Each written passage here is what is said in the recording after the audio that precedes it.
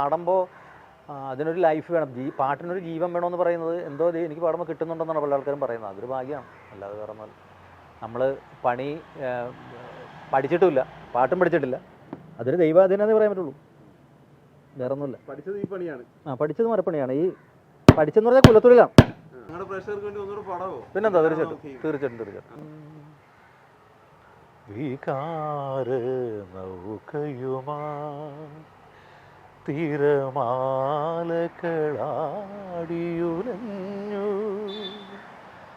കണ്ണീരുപ്പു കലർന്നൊരു മണലിൽ വേളിപ്പുടവ വിരിഞ്ഞു. രാക്കിളി പൊന്മകളെ നിൻ പൂവിളി യാത്രാമൊഴിയാണോ, നിൻ മൗനം പിൻവിളിയാണോ?